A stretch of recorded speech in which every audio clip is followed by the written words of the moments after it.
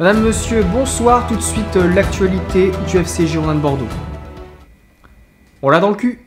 Merci d'avoir suivi cette édition. Tout de suite, la météo avec Gérard Lopez.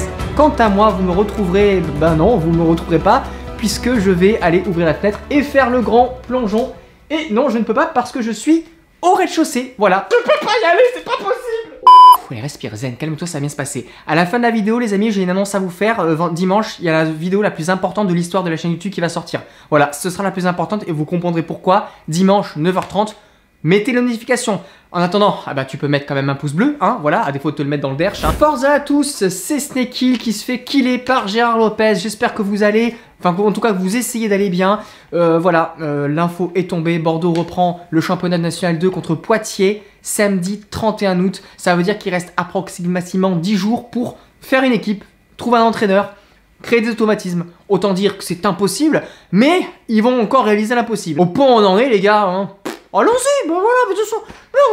Avec quel joueur on va aller dans National 2, avec quel entraîneur, les dernières rumeurs, les dernières actualités, la rumeur du retour de Fenway Sport Group, les Américains, enfin bref, voilà, vous entendez beaucoup de choses. Là, je tourne la vidéo, on est jeudi soir, peut-être quand vous allez la regarder demain, il y aura de nouvelles qui vont sortir, et dans ces cas-là, il faudra venir demain soir sur Twitch, hein, car on va s'amuser à placer sur la carte de France tous les futurs adversaires de Bordeaux en N2, et par la même occasion, on va découvrir tous les stades, voilà, tous les stades où on va aller. Vous le savez, les Girondins de Bordeaux doivent constituer 4 équipes à minima pour pouvoir démarrer la saison sans prendre de pénalité. Il s'agit évidemment de 2 équipes de jeunes, hein, de tout petits, une équipe réserve, la Nationale 3, et l'équipe première qui est en Nationale 2. Le jour où Netflix veut faire un reportage sur les Girondins, je vous jure qu'ils feront mieux que Sunderland. Hein. Mais vraiment, Sunderland à côté c'est Disneyland. Hein. C'est Mickey, Donald, Pluto et Bambi. Tu vois ce que je veux dire? Nous, on est quand même au haut du panier. Hein. Nous, en termes de drama, il n'y a personne dans le monde entier qui peut s'asseoir à la table de Bordeaux et dire « J'ai vécu un plus gros drama que toi ». C'est impossible. On va commencer par déjà les informations qu'on sait.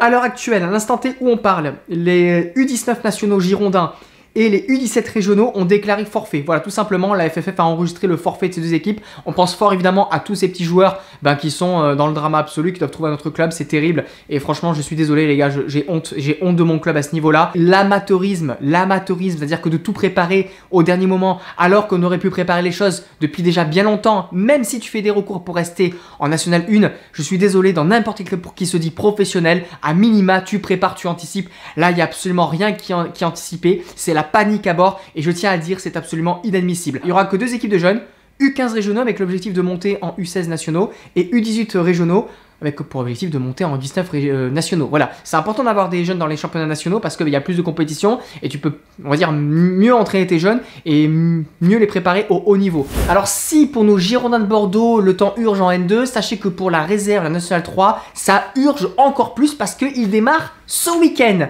Je sais que tu viens de tomber de ta chaise, eh ben ça risque d'être un peu court niveau délai puisqu'il faut 4 jours pour homologuer un contrat fédéral. On en reparlera du coup par rapport à l'N2 parce que c'est le même process en fait.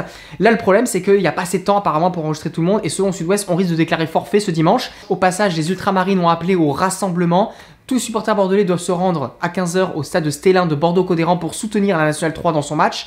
Sauf que s'il n'y a pas match, je ne sais pas ce qu'ils vont faire. Est-ce qu'ils vont reporter le rassemblement? Est-ce qu'ils vont le faire ailleurs? Est-ce qu'ils vont pas le faire du tout? Ça, j'en sais rien. Faudra suivre ça sur les réseaux. Et histoire de vous alarmer encore plus, sachez que la réserve peut déclarer forfait ce week-end. C'est pas grave. Enfin...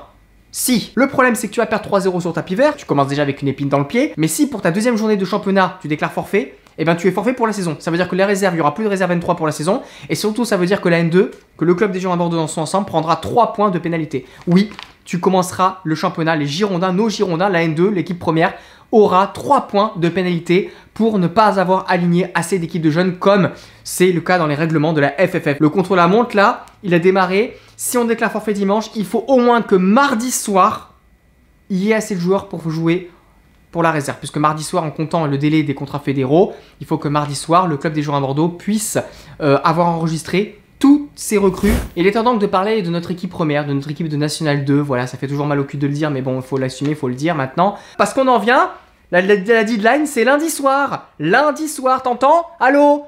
Allô, lundi soir. Bordeaux va démarrer contre le Stade Poitvin. Attention, le Stade Poitvin a gagné son premier match, promu de National 3 en National 2. Autant dire que les mecs, ils sont prêts, eux, et ils vont pas attendre les Girondins. Ça y est, ça commence à avancer. On va commencer enfin à parler de sportifs Là, je vous avoue, ça fait un petit peu du bien. Vous allez voir qu'il y a quand même quelques petits éclaircies dans ce marasme, dans cette brume démoniaque. Hein. On va parler évidemment d'abord du directeur sportif. L'info a été donnée par France Bleu Gironde, relayée également par Sud-Ouest. Le directeur sportif des Girondins de Bordeaux va s'appeler John Williams.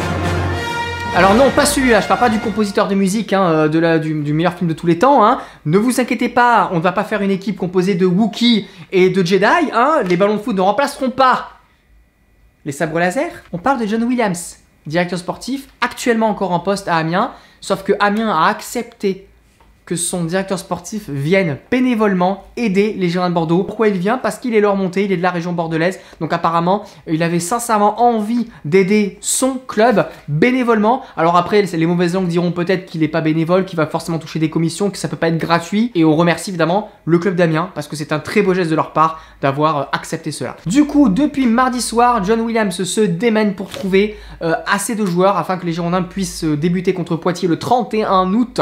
Il faut enregistrer toutes les recrues avant lundi soir. Comme je vous l'ai dit, Bordeaux ne peut maintenant passer que par les contrats fédéraux. On peut avoir 2 joueurs mutés hors période, mais pas plus de 2.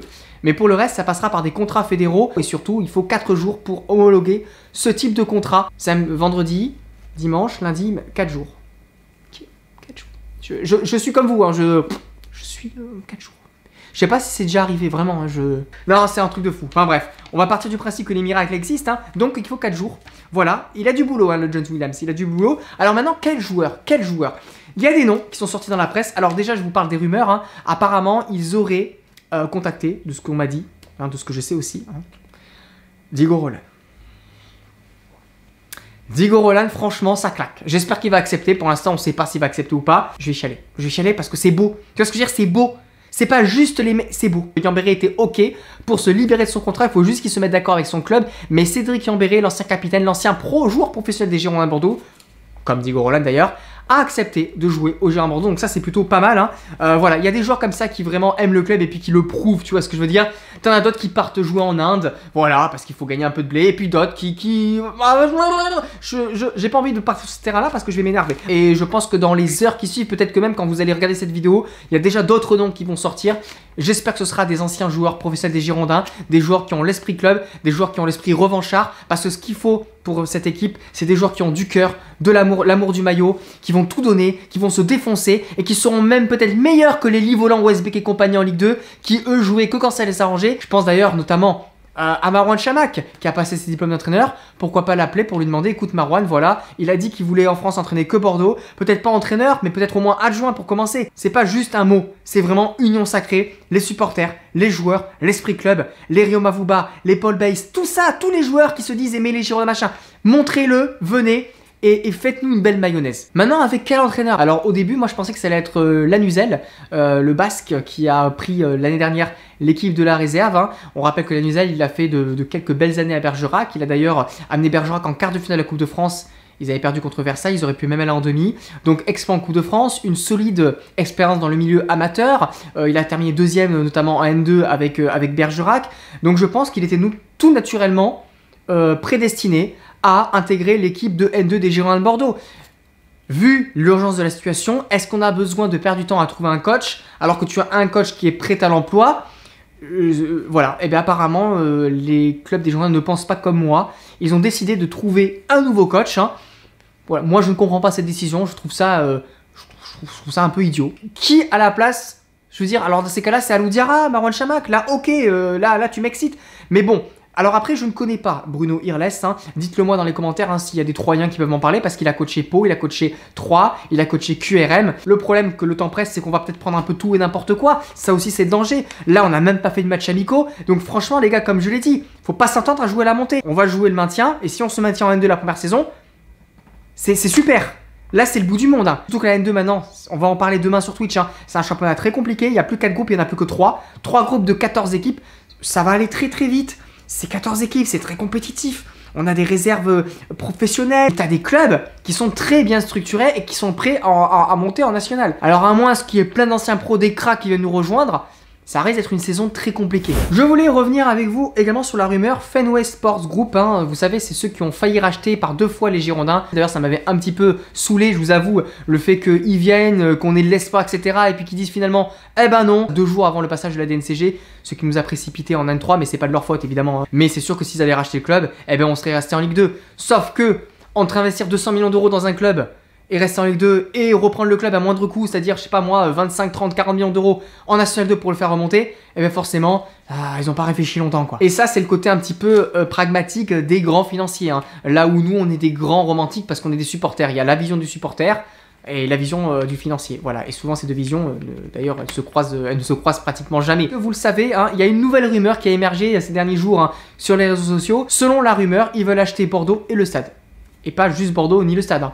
Bordeaux et le stade, ou rien du tout. Alors oui, c'est excitant, on s'imagine de suite qu'on aurait notre stade, puisque notre proprio serait proprio du stade, qu'on va le personnaliser à nos couleurs, etc. Calmez-vous les gars, encore une fois, on a été déçus 2 fois, ça peut très bien capoter.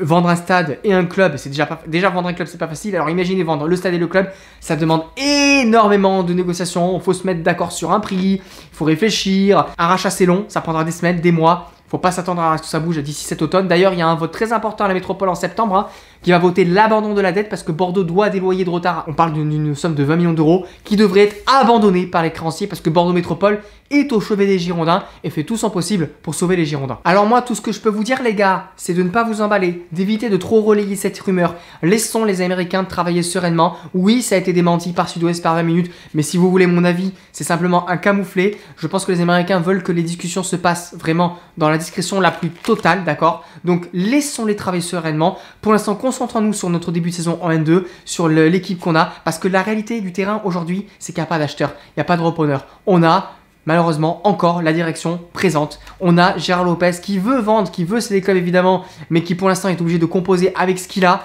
Donc voilà, on doit faire. La réalité, elle est dure, elle est là. Fenway Sport Group, c'est un rêve. On n'est pas du tout dans le même schéma que GACP ou que Gérard Lopez. Et dimanche 9h30, nouvelle vidéo très importante, la plus importante de l'histoire de la chaîne. Vous comprendrez pourquoi. Pour moi, c'est symbolique, mais pour moi, c'est la plus importante par rapport à la situation actuelle. Voilà, tout simplement.